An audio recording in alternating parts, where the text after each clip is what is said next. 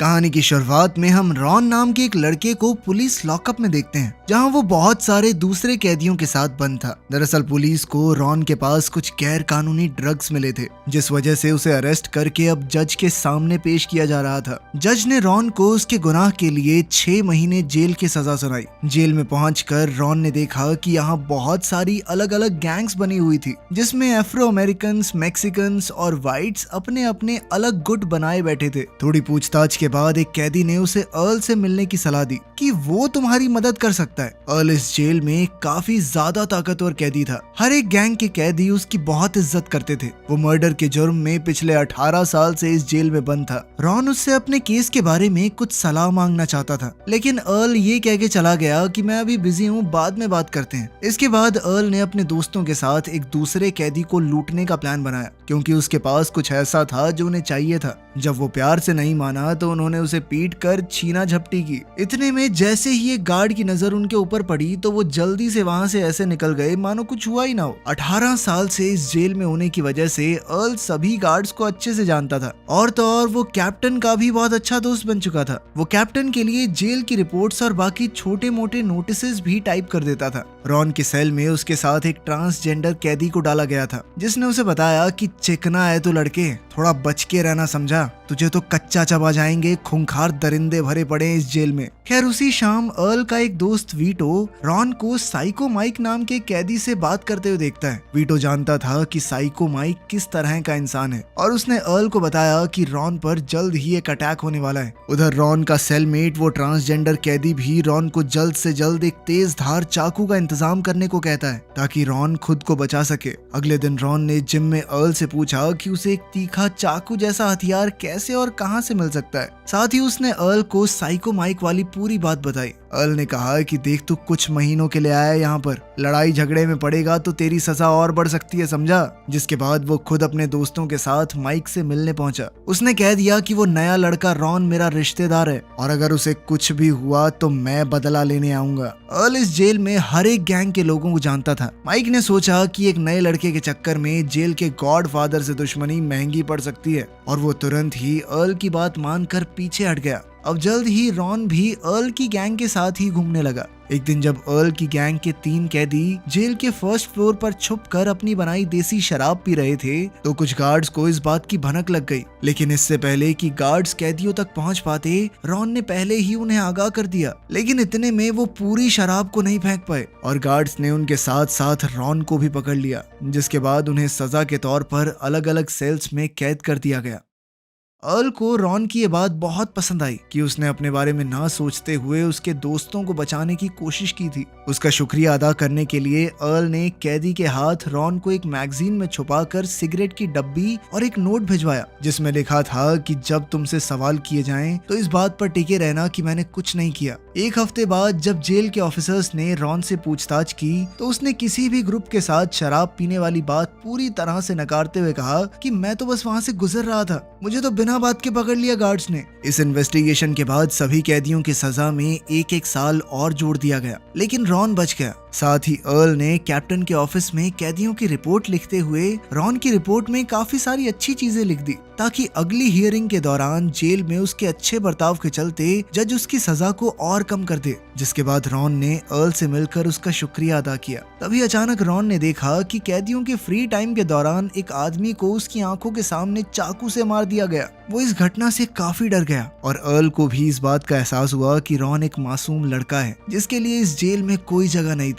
जिसके बाद उसने रॉन को जेल के डॉक्टर से मिलने को कहा। अर्ल के कहने पर डॉक्टर ने रॉन के कंधे में फ्रैक्चर की झूठी रिपोर्ट बनाकर उसे जेल के हॉस्पिटल में भर्ती कर लिया। हॉस्पिटल एरिया रॉन के लिए काफी सुरक्षित था, लेकिन वो हमेशा तो वहाँ नहीं रह सकता। एक दिन कैप्टन रॉन से मिलने वहाँ आया, और उसने रॉन को बताया कि अर्ल के कहने पर वो उसे अर्ल की गैंग वाले सेल्स में ही शिफ्ट कर रहा है। वहाँ वो अर्ल और उसकी गैंग के साथ महफूज रहेगा। जैसे ही रॉन हॉस्पिटल से बाहर आया तो वो अर्ल से मिलने कॉमन एरिया में पहुंचा। वो थोड़ी बातचीत कर ही रहे थे कि तभी अफ्रो अमेरिकन गैंग ने जेल में कोई भी काम करने से मना कर दिया और एक स्ट्राइक चालू कर दी, जब मामला थोड़ा ज्यादा गर्मा गया और कैदियों की आपस में लड़ाई छिड़ गई तो गार्ड्स ने मामला संभालते हुए सायरन बजाकर फायरिंग शुरू कर दी, जिसके बाद सभी कैदी जमीन पर लेट गए। कैदियों को काबू करके गार्ड्स ने गिनती करते हुए सबको अपने सेल्स में वापस भेजा तो पता चला कि इस दुर्घटना में 26 कैदी मारे गए थे। अब जेल में पूरी तरह से लॉकडाउन लगा दिया गया था। लगभग 25 घंटे बाद कैप्टन अर्ल के कमरे में गया और कहा कि चलो अपने कुछ भरोसेमंद साथियों के साथ किचन का काम संभाल लो, ताकि कम से कम जेल के गार्ड्स और बाकी कैदियों के लिए खाना तो बन सके। अर्ल ने गार्ड को कहकर रॉन को भी किचन में बुलवा लिया, जहाँ पर कैप्टन, गार्ड्स और अर्ल डिनर कर रहे थे। अर्ल ने उसे ताजा बना गर्मा गर्म खाना दिया और समझाया कि ऐसे किसी दंगे के बाद इसी तरह के प्रोटोकॉल को फॉलो किया जाता है ताकि कैदियों को कंट्रोल में लाया जा सके। रॉन ने अचानक ही उसकी बात काटते हुए अर्ल से पूछ ही लिया कि वो उसकी इतनी मदद क्यों कर रहा है। 1 महीने पहले तक वो उसे जानता भी नहीं था, जिस पर अर्ल ने बताया कि जब वो इस जेल में आया तो लगभग रॉन की ही उम्र का था, तब उसकी किसी ने मदद नहीं की और आज तक उसे याद है कि तब वो कितना डरा हुआ था। अर्ल नहीं चाहता कि रॉन के साथ भी अब वैसा ही हो। खैर इसी तरह समय बीतता रहा और रॉन अर्ल की गैंग के काफी करीब आ गया। अर्ल ने रॉन का पूरा केस स्टडी करने के बाद उसे सलाह दी कि जेल में कोई कोर्स कर ले तू, साथ ही लाइब्रेरी वगैरह में नौकरी कर ले। इससे उसको गुड बिहेवियर पॉइंट्स मिलेंगे और क्योंकि वो जेल में 3 महीने पहले ही काट चुका है तो हो सकता है कि जज उसको बरी ही कर दे अगली सुनवाई में। अर्ल की बात मानकर रॉन जेल के अंदर नाई की दुकान में कैदियों के बाल काटने का काम शुरू कर देता है और साथ ही उसने जेल के अंदर एक कोर्स भी ज्वाइन कर लिया। ऐसा लग रहा था मानो सब कुछ बहुत बढ़िया चल रहा हो, लेकिन ये तूफान से पहले का सन्नाटा था। इस कोर्स के दौरान उसकी क्लास के ही एक हट्टे कट्टे कैदी की नजर रॉन पर पड़ी। रॉन को अर्ल ने किसी भी तरह की मुसीबत से दूर रहने को कहा था, तो उसने जॉनसन नाम के इस कैदी को इग्नोर करके अपनी पढ़ाई पर ही ध्यान देना सही समझा। लेकिन फिर एक दिन जॉनसन ने रॉन को अकेले देखकर वॉशरूम में उसे पकड़ लिया और अब जॉनसन उसका फायदा उठाने की कोशिश कर रहा था। लेकिन इस सब के दौरान उनका टीचर भी वॉशरूम में आ गया, जिसके चलते उस दरिंदे ने रॉन को छोड़ दिया। इस घटना का रॉन के दिमाग पर बहुत गहरा असर हुआ और अब उसे अपनी लाचारी और कमजोरी पर घिन आ रही थी। वो सोच रहा था कि अगर अर्ल और उसके दोस्त ना होते तो वो तो खुद को 2 दिन ना बचा पाए इन दरिंदों से। अब उसने अर्ल को बिना बताए जेल के एक बूढ़े कैदी को कहकर एक बड़े से चाकू का इंतजाम किया, जिसे लेकर वो सीधा उस कैदी पर हमला करने निकल पड़ा। लेकिन उस बूढ़े कैदी ने अर्ल को बता दिया कि रॉन आज एक चाकू लेकर गया है मेरे पास से। अर्ल जल्दी से उसके कमरे में पहुंचा और उसे समझाया कि देख, जो भी तेरे साथ हुआ गलत हुआ और बदले की आग जो तेरे अंदर जल रही है ना वो भी सही है, लेकिन अगर तूने उसके ऊपर हमला किया और गार्ड्स को भनक भी लग गई तो एक और केस लग जाएगा तेरे ऊपर। जेल में सड़ना चाहता है क्या तू हमेशा? हाँ। साथ ही उसने रॉन से वादा किया कि वो अपनी गैंग के साथ उस कैदी को सबक जरूर सिखाएगा, पर इस बार रॉन अपना बदला खुद लेना चाहता था। वो बिना अर्ल को बताए अपना चाकू लेकर उस आदमी के सेल में पहुंच गया, लेकिन जॉनसन को रॉन से बिल्कुल भी डर नहीं लगा। उधर रॉन को अपने कमरे में ना पाकर अर्ल भी जल्दी से वहां पहुंच गया और उसने जॉनसन को देखते ही उस पर हमला बोल दिया। लेकिन जॉनसन काफी ताकतवर था,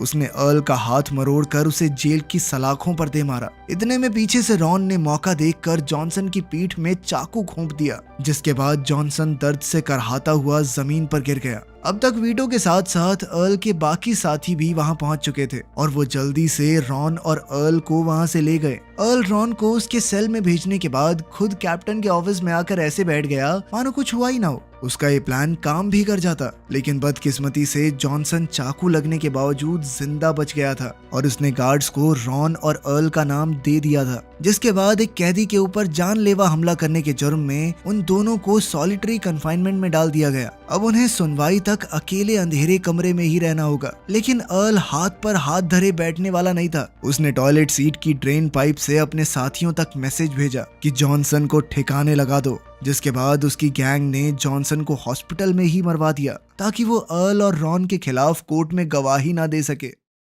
जॉनसन की मौत के बाद जेल के वार्डन और कुछ लॉयर्स ने अर्ल को मिलने के लिए बुलाया और कहा कि इस हमले में तुम्हारा पूरा हाथ था, इस बात को कबूल कर लो। लेकिन अर्ल ने कुछ भी ऐसा मानने से मना कर दिया, क्योंकि अब उनके इकलौते गवाह की तो मौत हो चुकी थी और सबूत कुछ था ही नहीं। खैर उसके जाने के बाद जेल का वार्डन अपने ऑफिसर्स से कहता है कि ये कैदी इस जेल में बहुत ज्यादा ताकतवर हो चुका है, जब चाहे जिसको चाहे मरवा रहा है। जज से कहकर इसकी सजा बढ़वाओ और किसी दूसरी जेल में शिफ्ट करो इसे, जहाँ इसकी इतनी चलती ना हो। साथ ही उन्होंने रॉन की रिपोर्ट में भी इस घटना का जिक्र कर दिया। उन्होंने जज से उसकी सजा बढ़ाने की भी मांग की। क्योंकि वार्डन के हिसाब से रॉन भी अर्ल की गैंग का एक खतरनाक मेंबर बन चुका था। खैर जल्द ही रॉन को उसकी अगली कोर्ट हियरिंग के लिए ले जाया गया, जहां जज ने वार्डन के रिकमेंडेशन पर उसकी सजा में 5 साल और जोड़ दिए। ये सजा सुनते ही रॉन भड़क उठा और उसने जज और अपने वकील को गालियां देनी शुरू कर दी, जिसके बाद पुलिस वाला उसे पकड़कर होल्डिंग सेल में वापस ले गया। वहां रॉन के पिता उससे मिलने आए और अपने बेटे की ऐसी हालत देखकर उन्होंने भावुक होकर कहा